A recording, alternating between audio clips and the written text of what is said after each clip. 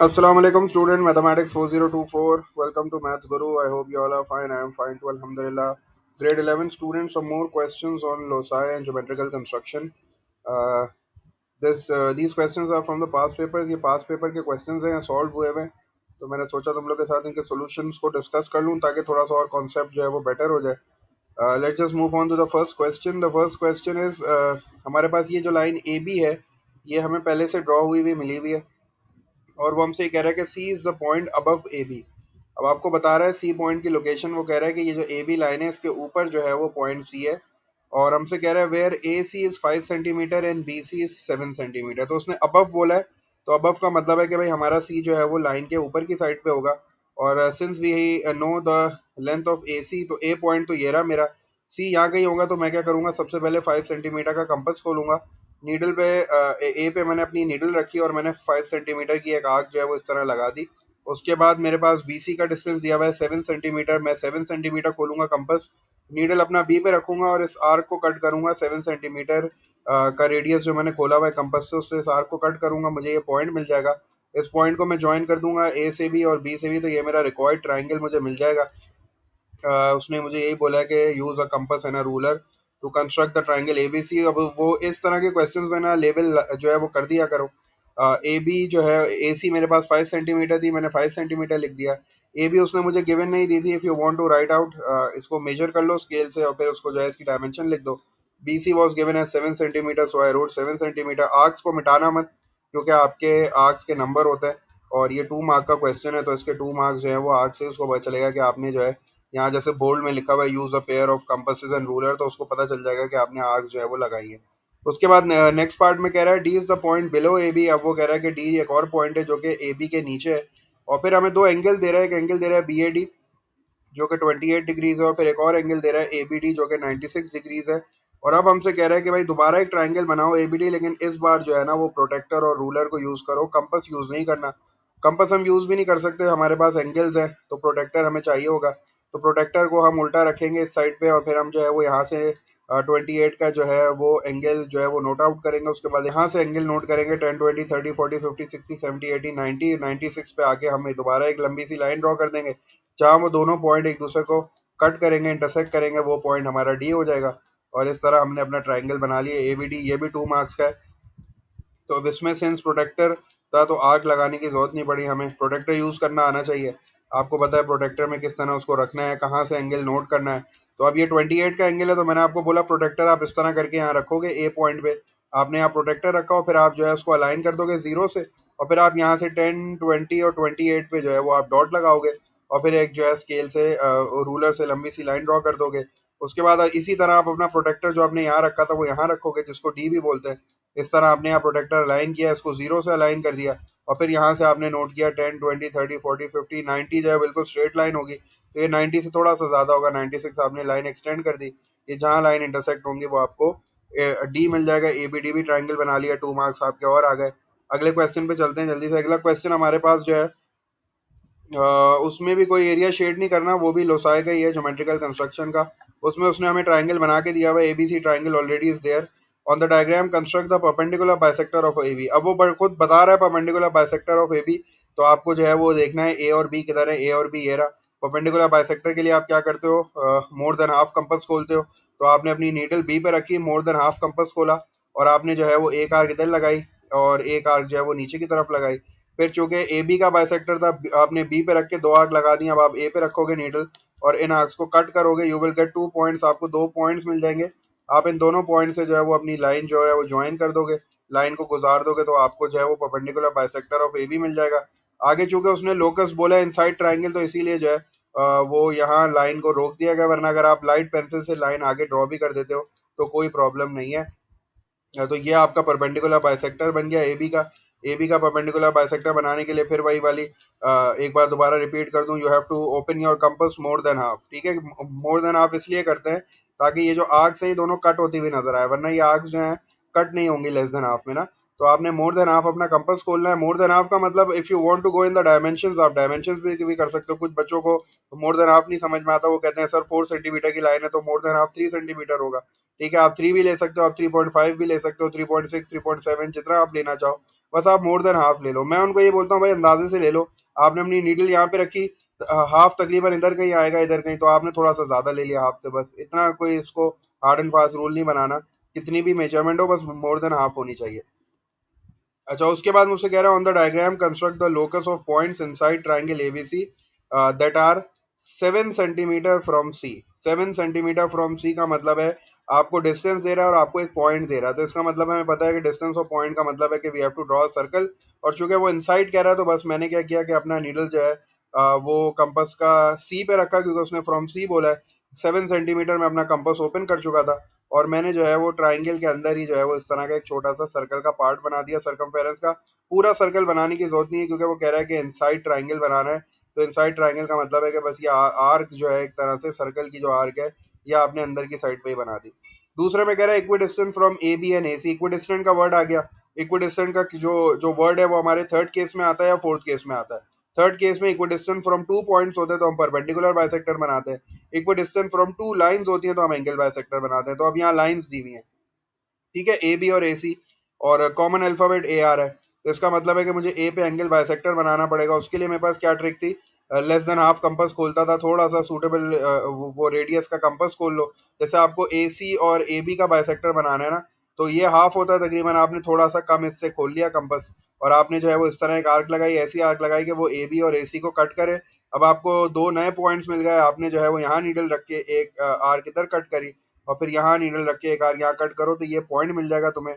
तुम इस पॉइंट को जब इस वर्टेक्स ए से ज्वाइन करके गुजार दोगे तो ये बेसिकली एंगल बायसेक्टर बन गया ए का।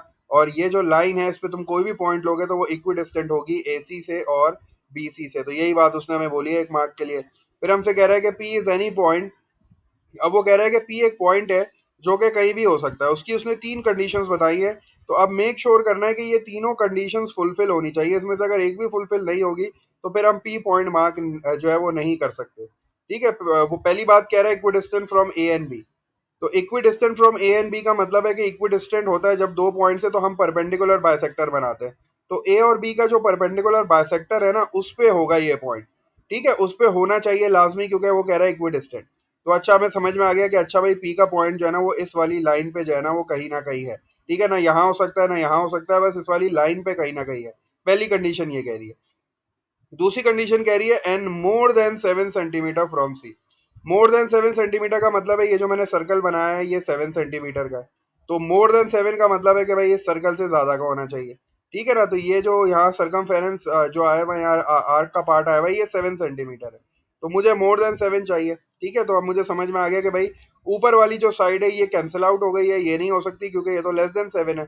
हाँ, यहाँ से लेके यहाँ तक कोई भी पार्ट हो सकता है पी का जो कि मुझे सर्च करना है, लेकिन होगा वो इसी लाइन पे और 7 सेंटीमीटर से ज्यादा ही होगा।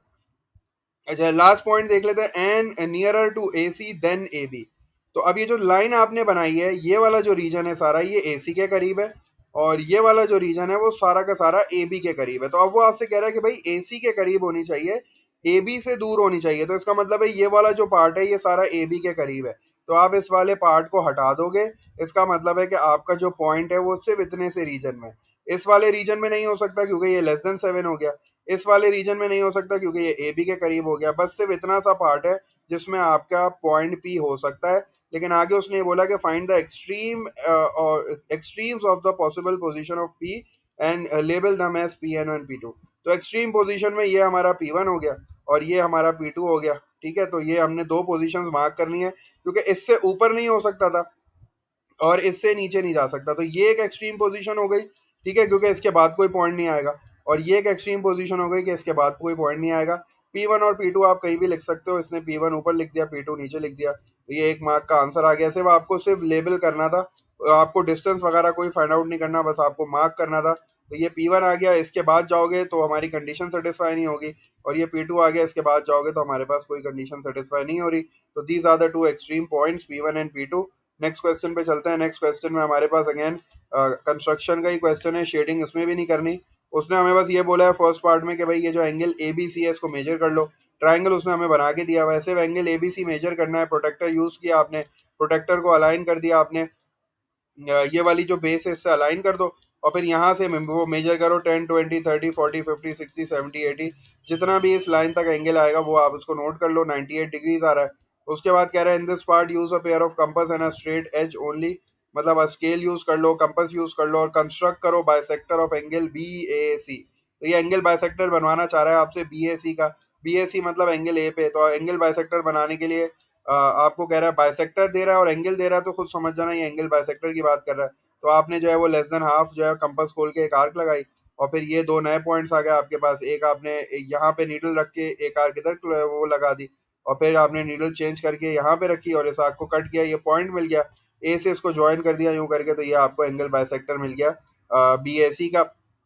और लास्ट में आपसे कह रहा है construct the perpendicular bisector of A B. तो यहाँ उसने सीधी सीधी जो है वो हमें वर्डिंग्स में क्वेश्चन दिया हुआ है कि भाई पहले 2 मार्क्स का दिया हुआ एंगल बाइसेक्टर बना लो, 2 मार्क्स में परपेंडिकुलर बाइसेक्टर ए बी का बनाना है। तो ए बी का मतलब है कि you have to open your compass more than half, needle A पे रखो, यहाँ तक खोल लो कंपास। उसके बाद एक आर्क इधर लगा दो, एक आर्क अंदर की साइड पे लगा दो, फिर नीडल को बी पे रख के इस आर्क को कट करो, आपको 2 पॉइंट्स मिल जाएंगे और उन दोनों पॉइंट से लाइन ज्वाइन कर दो, तो ये आपको परपेंडिकुलर बाइसेक्टर मिल गया ए बी का, ये आपको एंगल बाइसेक्टर मिल गया। तो ये 2 2 मार्क के थे। 5 मार्क का बड़ा इजी सा क्वेश्चन था। तो और ज़्यादा टाइम भी नहीं लगेगा इसमें, लेकिन यही बात है कि आपको बनाना आना चाहिए परपेंडिकुलर बाइसेक्टर। क्योंकि इसने तो यहाँ दे दिया स्ट्रेट फॉरवर्ड कि भाई you have to draw the perpendicular bisector, so you must know the procedure of drawing a perpendicular bisector and angle bisector. Make sure compass को जो है ना वो प्रॉपरली टाइट करके रखना और उसकी नीडल पे प्रेशर रखना, वरना ये होता है कि आप नीडल पे प्रेशर नहीं रखते, कंपास उठ जाता है, आपकी आर्क गलत हो जाती है, जिसकी वजह से आपकी कंस्ट्रक्शन जो है ना वो नीट नहीं रहती, फिर आंसर्स भी जो है ना वो वेरी करते हैं। अच्छा, इसके बाद ये क्वेश्चन नंबर 4 देख लेते हैं। ये भी मेरे पास जो है वो सॉल्व हुआ है।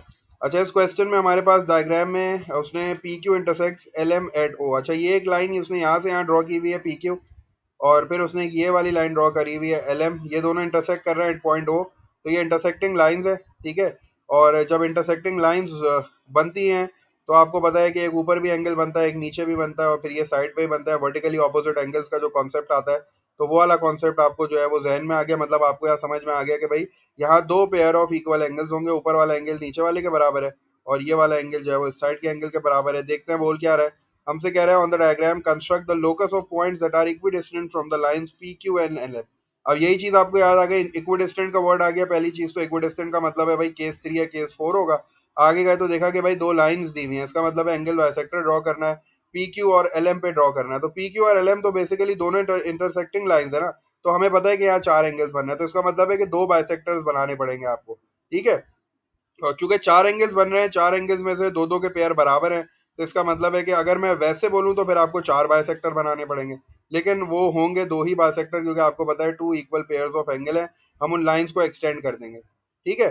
तो हमने क्या किया, सबसे पहले हमें since we know that how to draw perpendicular angle bisector, sorry, तो एंगल बाइसेक्टर के लिए हमने क्या किया कि हमें पता है कि भाई एक एंगल ये रहा और एक एंगल ये रहा, एक पेयर ये हो गया और एक पेयर जो है वो बाहर है। तो इसका मतलब है मैंने जो है वो अपना कंपास खोल लिया थोड़ा सा। ये मेरे पास लाइन जो है वो पीओ है, मुझे ये वाला एंगल बाइसेक्ट करना है, तो मैंने थोड़ा सा कंपास खोला, एक आर्क इधर भी लगाई और एक आर्क इधर लगाई, एक ही साथ में दो बाइसेक्टर बना रहा हूँ, ठीक है। एक आर्क मैंने यहाँ लगाई, एक आर्क मैंने यहाँ लगाई और फिर मेरे पास दो नए पॉइंट्स आ गए, तो मैंने अपना नीडल इस साइड पे रख के ये आर्क कट की और फिर यहाँ पे नीडल रख के ये आर्क कट की, तो ये मुझे एक पॉइंट ये मिल गया। मैं ओ से जो है वो लाइन ड्रॉ करके सीधी इससे गुजार दूंगा, तो ये दो एंगल्स बाइसेक्ट हो गए। और फिर मैं यही काम यहाँ भी करूंगा, चूंकि मैंने यहाँ भी आर्क लगाई थी, तो मैं यहाँ रख के इसको कट करूंगा और फिर यहाँ पे रख के इसको कट करूंगा, तो मुझे ये भी पॉइंट मिल जाएगा। तो मैं ओ से दोबारा इस लाइन को एक्सटेंड कर दूंगा आगे। तो मैंने जो है वो इस वाले उसको भी बाइसेक्ट कर दिया और इस वाले एंगल को भी बाइसेक्ट कर दिया, लेकिन अभी ऊपर वाले और नीचे वाले एंगल्स रह गए। तो उसके लिए भी मैं यही काम करूंगा। अब थोड़ा सा कंपास ज़्यादा खोल लिया मैंने और मैंने जो है वो एक आर्क इस तरह कट की, यहाँ पे रख के फिर एक आर्क इधर कट करी, यहाँ पे रख के एक आर्क इधर कट करी, ये नया पॉइंट मिल गया। सेंटर से जो है ओ से एक लाइन ड्रॉ कर दी, तो ये ऊपर वाला हो गया। और सेम प्रोसीजर नीचे की तरफ भी बिल्कुल ऐसे ही किया है। मैंने जो है वो ये वाली आर्क लगाई पहले और इसको लगाने के बाद मुझे ये एक पॉइंट मिल गया और ये वाला एक पॉइंट मिल गया। मैंने पहले यहाँ पे रखी नीडल और एक आर्क इस तरह लगाई, फिर यहाँ पे रखी नीडल और एक आर्क इस तरह लगाई, ये पॉइंट मिल गया, सेंटर से गुजार दिया, तो मेरे पास ये एंगल भी बाइसेक्ट हो गया। तो बेसिकली लाइन पी क्यू और लाइन एल एम जो है वो इंटरसेक्टिंग लाइंस है, तो और मतलब 4 एंगल्स बनेंगे। तो देखो मैंने बाइसेक्टर भी 4 ही बनाए, इसीलिए उसने यहाँ 2 मार्क्स का दिया हुआ है। आखिर में कह रहा है the locus of point that are equidistant from O N Q. तो ओ एन क्यू मतलब ओ और क्यू लाइन का है मेरी, ये रही ओ लाइन, ओ और क्यू ये रही। तो इसका मतलब है कि दो पॉइंट से इक्विडिस्टेंट है, इसका मतलब है परपेंडिकुलर बाइसेक्टर बना रहा है। तो मैंने ओ पे रखी नीडल, मोर देन हाफ कंपास खोल के एक आर्क ऊपर की तरफ लगाई, एक आर्क नीचे की तरफ लगाई, और फिर नीडल को क्यू पे रख के इस आर्क को कट किया, तो मुझे दो पॉइंट्स मिल गए। उन दोनों पॉइंट्स को मैंने ज्वाइन कर दिया, तो मुझे जो है वो ओ क्यू का परपेंडिकुलर बाइसेक्टर भी मिल गया। तो 3 मार्क का ये भी क्वेश्चन था, बड़ा आसान सा क्वेश्चन था। बस इसमें यह है कि आपको ये समझ में आना था कि भाई दो लाइंस इंटरसेक्टिंग है तो कितने एंगल्स बनेंगे। तो 4 एंगल्स बने हैं इधर, तो आपको चारों एंगल को बाइसेक्ट करना है। ठीक है वो 4 एंगल्स दिखने में, लेकिन वो 2 इक्वल पेयर्स हैं क्योंकि वर्टिकली ऑपोजिट हो गए। तो stay tune for the next part. इंशाल्लाह नेक्स्ट पार्ट में कुछ और क्वेश्चंस भी के सॉल्यूशंस भी आपके साथ डिस्कस करूंगा। अंटिल देन टेक केयर, अल्लाह हाफिज।